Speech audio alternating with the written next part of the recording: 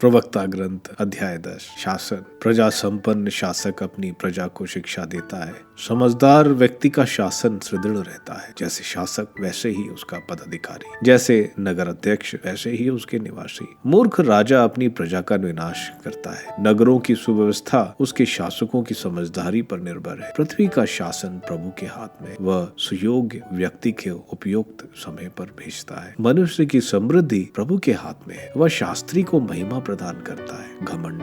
अन्याय के कारण अपने पड़ोसी से बैर मत करो और घमंड के आवेश में कोई काम मत करो। प्रभु और मनुष्यों को घमंड से बैर है, अन्याय से दोनों को घृणा है। अन्याय, अत्याचार और लोभ के कारण राजसत्ता एक राष्ट्र से दूसरे राष्ट्र के हाथ चली जाती है। कृपण व्यक्ति से अधिक बुरा कोई नहीं, वह अपनी आत्मा को भी बेच सकता है। मिट्टी और राख का पुतला घमंड क्यों करता है? जीवित रहते भी उसकी आंतड़ियां में कीड़े हैं। दीर्घकालीन बीमारी वहद को निराश और अल्पकालीन बीमारी उसे प्रश्न करती है। हर राजाधिकार अल्पकालीन है। आज का राजा कल मर जाता है। जो ही मनुष्य मर जाता है, सांप, पशु और कीड़े उसकी विरासत बनते हैं। मनुष्य का घमंड इससे प्रारंभ होता है कि वह ईश्वर का परित्याग करता और अपने सृष्टिकर्ता से विमुख हो जाता है, क्योंकि हर पाप घमंड से प्रारंभ होता है। जो पाप करता है वह अभिशप्त है। इसलिए प्रभु ने पापियों पर विपत्तियां ढाई और उनका सर्वनाश किया है। ईश्वर ने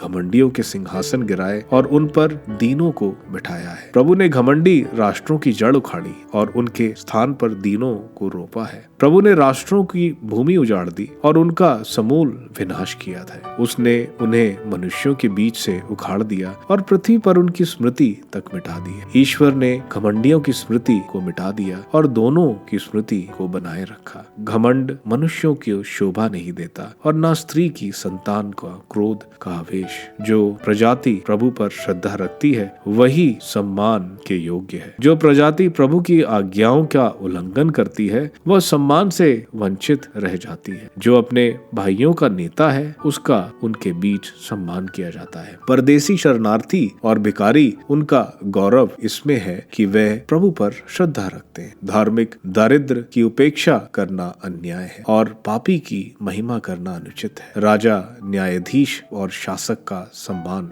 किया जाता है, किंतु उनमें कोई उस व्यक्ति से महान नहीं जो प्रभु पर श्रद्धा रखता है। स्वाधीन व्यक्ति समझदार दास की सेवा करेगा और इस पर किसी विवेकी को आपत्ति नहीं होगी। नम्रता और सच्चाई। अपने व्यवसाय में प्रज्ञा का और तंग हाली में बड़ापन का स्वांग मत रचो। उस घमंडी की अपेक्षा जिसके पास रोटी नहीं, वह कर्मशील व्यक्ति अच्छा है जिसे किसी बात की कमी नहीं। पुत्र, विनम्रता से अपने स्वाभिमान की रक्षा करो। अपने को अपनी योग्यता के अनुसार ही श्रेय दो। जो व्यक्ति अपने साथ अन्याय करता उसे कौन निर्दोष ठहराएगा? जो व्यक्ति अपना ही अपमान करता उसको कौन सम्मान देगा? ज्ञान के कारण दरिद्र का और धन के कारण धनी का सम्मान किया जाता है। दरिद्रता में जिसका सम्मान किया जाता है उसका समृद्धि में कहीं अधिक सम्मान किया जाएगा। समृद्धि में जिसका अपमान किया जाता है उसका दरिद्रता में कहीं अधिक मान किया जाएगा।